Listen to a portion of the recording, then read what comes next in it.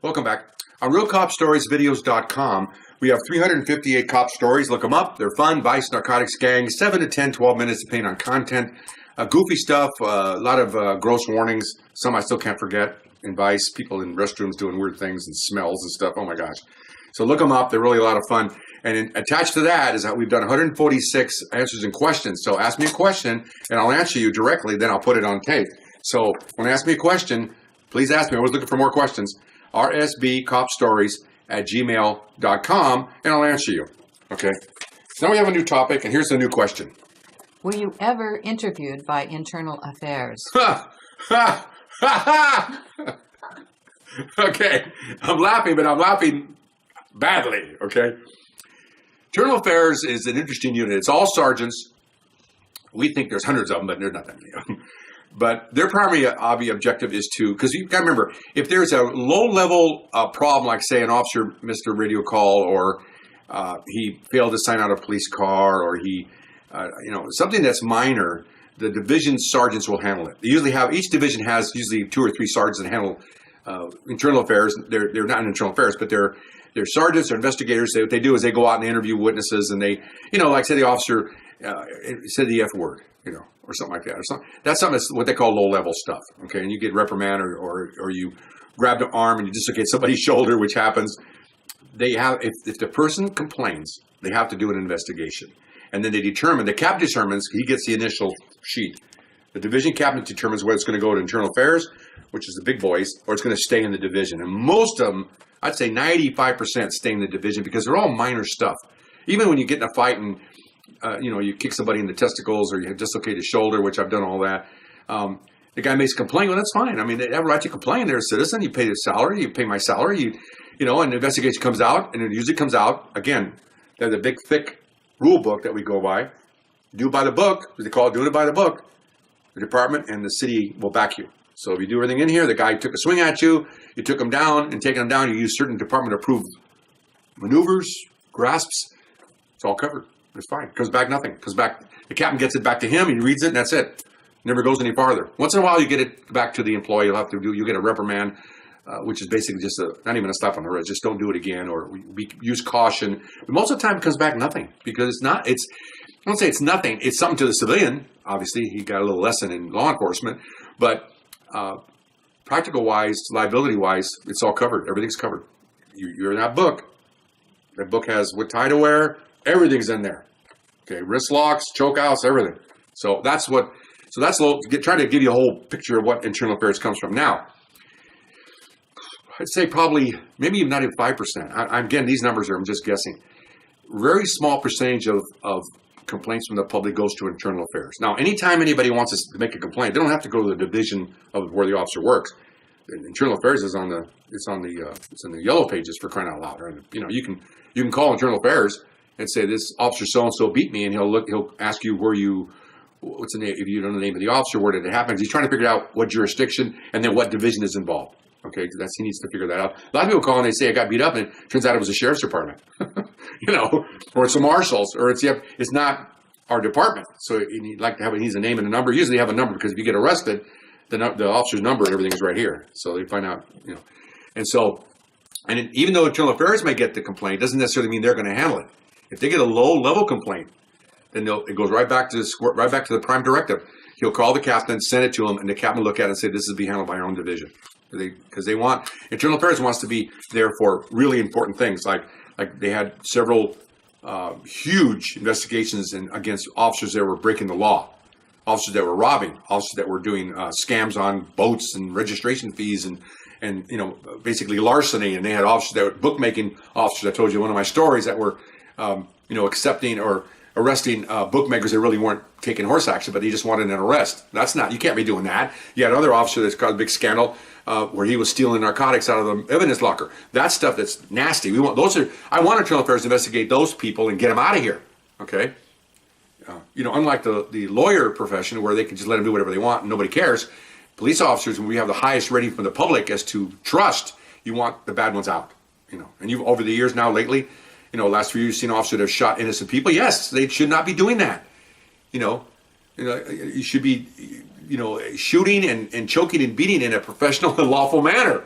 that's dictated by what the suspect and what your department says you should do, not on your own. You don't shoot somebody walking away from a ticket or didn't want to talk to you. That's not a shooting offense. Okay. So I'm going to get off here on the side, but so we want people to understand that you need to trust us, and we're not going to blow you away necessarily for no reason. It happens, unfortunately, and it's too bad. Anyway, so internal affairs are there for the big stuff. Okay. Now, they investigate what officers do. You get a complaint like against me. Okay, if it's big enough. But also sometimes you get called in for what other officers do. Okay, because you were in the area, and when this incident occurred, you were there either on the radio or you helped make the arrest. So they're looking at 2 officers that did something, maybe did something. But then they have a list of 4 or 5 officers that were there assisting. So they want to talk to those officers as witnesses to see where were you standing, and what did you see? That's all they want to know. Okay, because you're not a target of the investigation. The 2 guys that did something to this guy, it could have hit him when he was handcuffed. They could have face planted him on the cement. It could be a lot of things that you don't know. Some things you don't know. Again, you don't know what happened because you weren't doing it, and sometimes you didn't see. You're out of position. You're holding back traffic, or you're talking to citizens, and this thing's going on, or you run up at the last minute, and it's already over, and you're not really involved in the sense of actually hands-on, but you're right there helping him cuff the guy. Maybe you got hold of his leg, or something like that. So they want to talk to everybody. So there's where you get called in. I got called in a lot of those. I'll tell you about that in a little bit. Okay.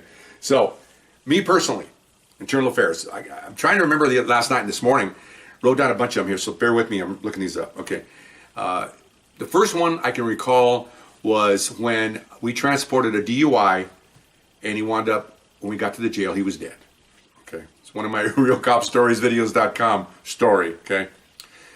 We have 358 of those, so it might be a hard time scrolling to it, but I'll give you just a really quick synopsis. I mean, not even that. I'll just say that we transported from motor officers. He had an accident. We got to the jail. And he was dead. Okay. It turned out the old-fashioned steering wheel hit him in the chest, collapsed his ribs and sternum, whatever, and he basically bled out and he died in the car. Okay. That's fine. Not fine in the sense the poor guy passed away. He was a really nice guy. Talked to me before he went to sleep, so to speak. But so what happens, of course, the playbook. As soon as they find a in-custody death, which is what they call that, here comes internal affairs. They're going to have to interview us, okay? So, I mean, this is kind of important. You got a dead body here, and the family's going to be suing. They sued, and the department wants to look at it, and the coroner wants to look at it. What's going on here? It's not a big, it's adversarial, but it really isn't like you might have killed him. They just want to see what happened, okay? The truth will set you free. An old cliche that my friends around here all know about, okay? So, they come in, and, they don't let you know where they're coming. All of a sudden, you show up for work, and they go, ooh, roll call. And these guys in suits come in, take you to a room, have a little old tape recorder. Nowadays they have video, but in the old days they had a tape recorder. Tell you that you're the target of this investigation in the sense that this is in custody death, and tape's going, and explain there's no charges. Explain that this is an investigation that will determine what's going to happen. All this we're going to give to our department, to our chief, and then we're also going to give it to the district attorney's office and to the coroner's office since there's a death. So this is all going to go out to everybody. So you're sitting there, and I had a new wife, she's pregnant. I mean, I got 10 minutes on the department for crying out loud. I had a partner maybe 2 years, year and a half, something like that. So I'm sitting there going, sweat's coming down the side of it. Not really, because I was calm in the sense that we did nothing wrong, but I'm nervous because this is my first encounter with these sergeants in suits looking down at me with those, like, oh, what'd you do? That kind of thing. So I just sat there, and they're asking me all these questions. I told them, you look up the story, told them everything that happened. And they go, okay, very good. Yeah, I said, do you have any more questions? I go, no, sir, that's all I got. Okay, well, we're done with you now. We may have to call you back. Really? You trying to scare me? Okay.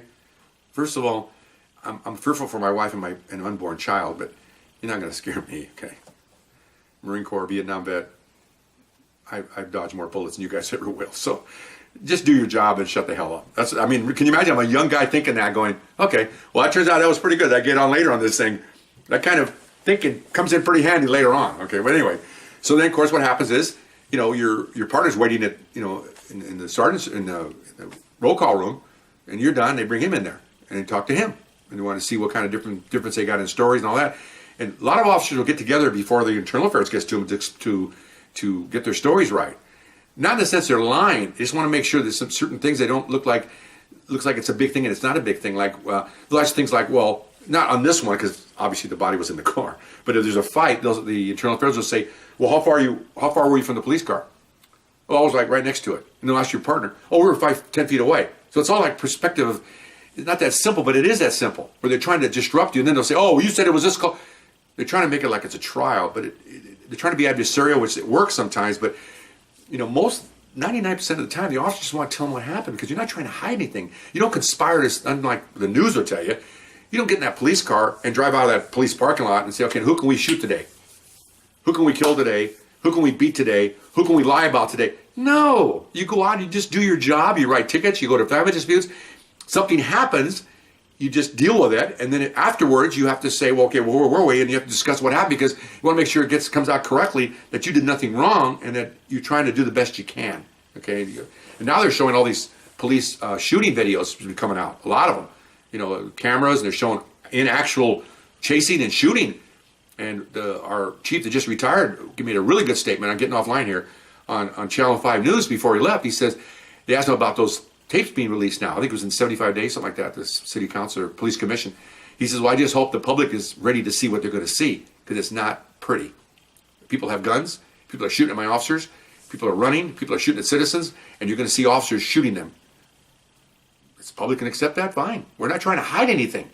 We're just trying to show that we need to keep this in-house so that just maybe the families and the prosecutor can see these videos, not everybody to watch your son get blown away. They didn't care. The news media, the liberals, they didn't care. They want to see everything. Fine, here it is. It doesn't change the officer's disciplinary procedure. He's doing everything by the book, by the numbers. You pull out a gun, I'll tell you to drop it. He turns the gun, I'm going to shoot you. That's pretty much what it is. And public can accept it or not. What are you going to do? You tell officers not to shoot people, they're shooting at them. If you do that, you won't have any police left. They'll just leave. Bad enough, some of these big cities like Chicago and Detroit, officers are leaving in droves. They're not getting backup, they're not getting support. They get a shootout, a righteous, really good shootout, in the sense good, in the sense that it's lawful. Then they get people around their house, they get charges filed on them. You think you want that job? I'll go work some other, in Illinois, they can go down to some southern little city in Illinois and do your career, writing parking tickets. It doesn't really matter. So, anyway, so that was the first one, the dead guy in the car. And it came back, of course, that we had nothing to do with it. They even interviewed the motor officers, obviously, what they see, because, and everybody was like, and that was my first one. And so, sorry it took so long, this first one, I didn't think it would take that long. But anyway, run out of time, and we'll see you next time. Bye-bye.